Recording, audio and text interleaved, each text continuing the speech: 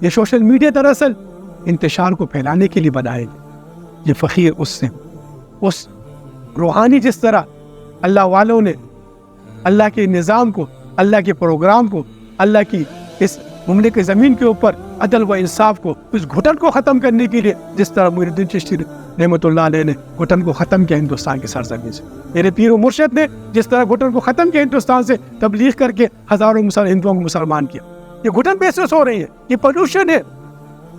میں نے اس سے پہلے عرض کیا برادران اسلام، قابل غور بات ہے.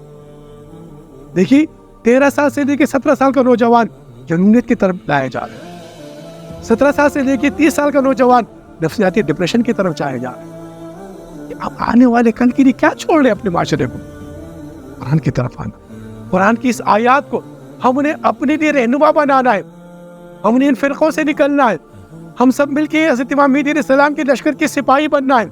معاشرے میں اعتدال کو پیدا کرنا ہے، مساوات کو پیدا کرنا ہے. انصاف اور عدل کب قائم ہوگا؟ جب معاشرے میں اعتدال ہوگا، جب ہم مسلمان آپس میں اخوانوں کو فدین بنیں گے، ہم آپس میں ایک دوسرے کے بھائی بنیں گے اور ایک دوسرے کو سماق المسلمین کے تحت آپس میں ایک سے رشتہ بنائیں. حضران اسلام، اللہ کی ابر رحمت آتی. جب اللہ کی رحمت برستی ہے، آپ نے دیکھا جب بارش آتی ہے، اس بارش سے جو ہے آپ نے خود محسوس کیا ہوگا کہ کس طریقے سے جو درختوں کے اوپر اس کے پتوں پہ اسے جمی جو مٹی ہوتی ہے، جو دھول ہوتی ہے، جو ان کو گھٹن محسوس ہوتی ہے، آکسیجن نہیں لے پاتے. وہ گھٹن کب ختم ہوتی ہے؟ جب ابر رحمت برستی ہے. تو یہ روحانی گھٹن جو ہے کب ختم ہوگی؟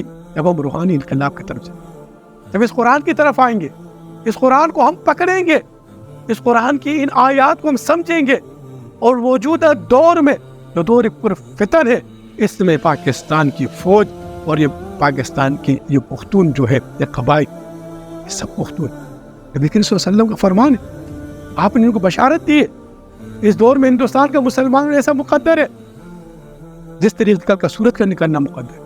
یہ تمام تر جو پالیسیز بنائی جا رہی ہے راجان اسلامی کس کے خلاف بنائی جا رہی ہے؟ آج آپ دیکھ رہے ہیں یورپ کیا کر رہے ہیں، حضور نبی کریم صلی اللہ علیہ وسلم کی تذلیق و توہین کر رہا ہے. آج یورپ ان کے کارٹون بنا رہا ہے. یہ کیوں بنا رہا ہے؟ امت مسلمہ کو حضور نبی کریم صلی اللہ علیہ وسلم کی محبت اور عقیدت سے دور کرنے کے لیے.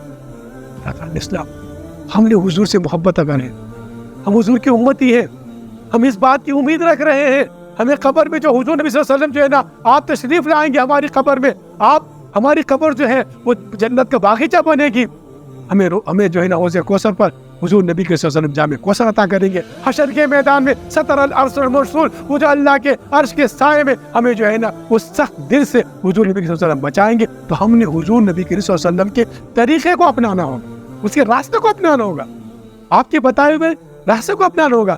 آپ نے کیا فرمایا؟ یہ 2 چیزیں آپ کے پاس چھوڑ کے دی، اس میں قرآن بھی، بعض جگہ روایت میں آپ کی آل بھی ہے، بعض جگہ روایت میں قرآن ہے. تو اس قرآن کی طرف ہم نے آنا ہے. معاشرے میں اعتدال کب پیدا ہوگا؟ جب ہم روحانی انقلاب کی طرف بڑھیں.